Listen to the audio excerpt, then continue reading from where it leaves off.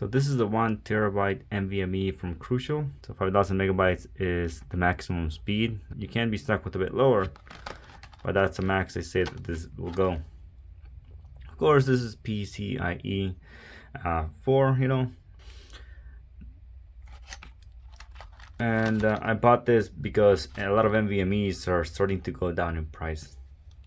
A lot of things are starting to go down in price except graphics cards. If you look for a 3060, it is just reaching MSRP. And I think that's just crazy that 2 years in, it's barely getting MSRP pricing. Alright, so I'm gonna open this up. Another good option of an NVMe is Kingston. It's a bit slower than this one, but it's also cheaper in price. And I'll be honest with you, you probably won't notice the speed between this one, which is 5000, and one of the Kingston's ones that is 3500. The only difference that you can see from them is when you run a benchmark. But booting up and downloading, you won't really notice it. Also, your download speed is probably going to be more dependent on your Wi-Fi than it is the type of NVMe that you're using. Of course, got the manual, which we're not gonna read because who needs a manual for an NVMe?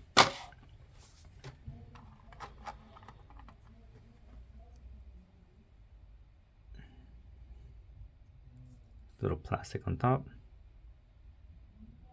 Here's all the information. 1000 gigs. PCIe Gen 4 X4. And I'm gonna be installing this on my laptop.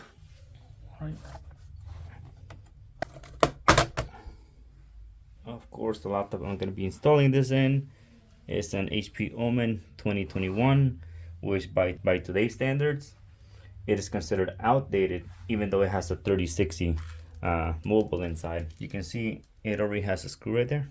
This slot is Gen 3. This one is actually Gen 4, this slot right here. So I'm gonna clone this drive onto that one, and then I'm gonna install that one here. And this one is I'm gonna use it for something else.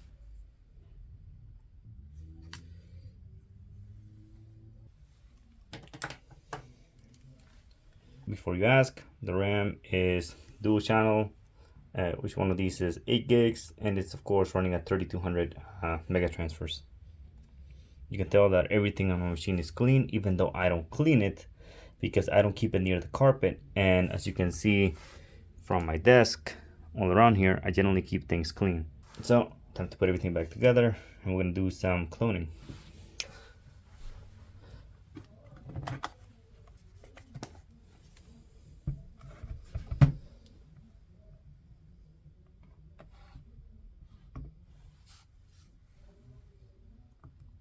First, we gotta see if the drive is installed.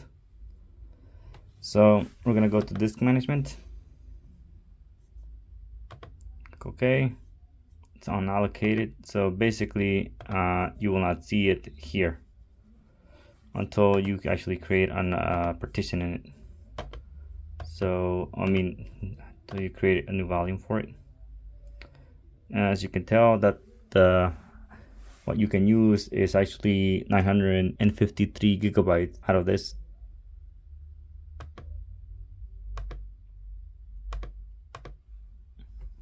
That's 953, am I blind?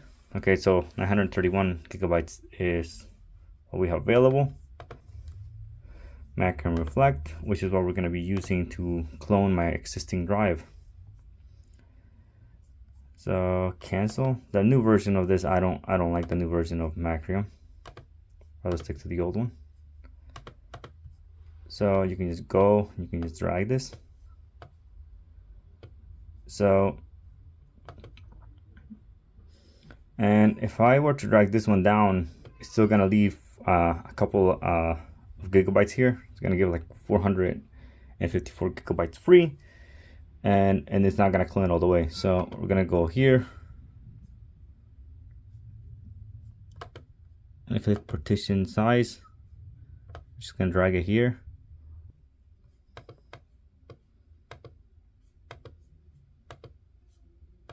Okay, that would have been easier. So that's gonna be that, and I'm gonna have a couple of gigs left, a few hundred.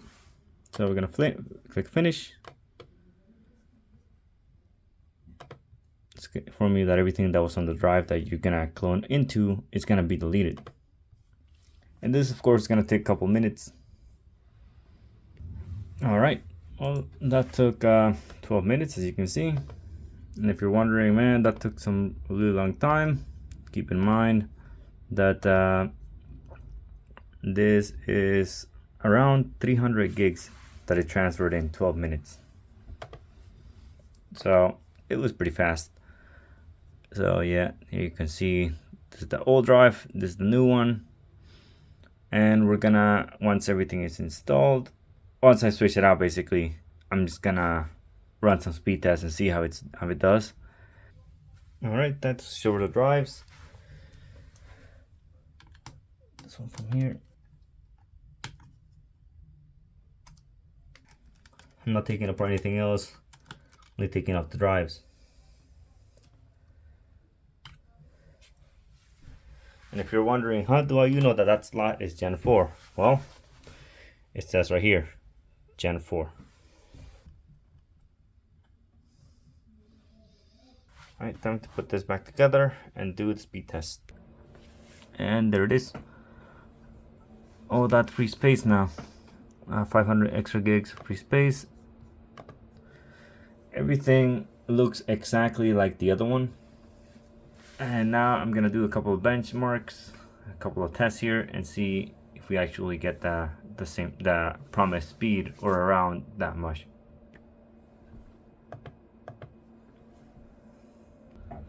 This is the results of the first benchmark. I'm gonna run it 2 more times, and we're gonna see if the speeds are the same or they're a bit lower. But it's pretty good so far.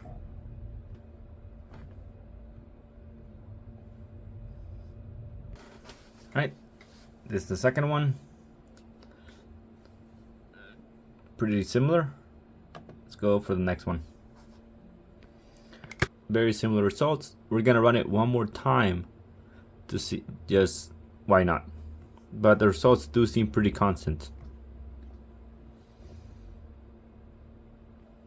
Right, so speeds are basically the same, but you need to remember that it is not guaranteed that you get those speeds, because of course it says up to. You always need to remember that disclaimer, up to. And honestly, you won't even notice the difference in speed.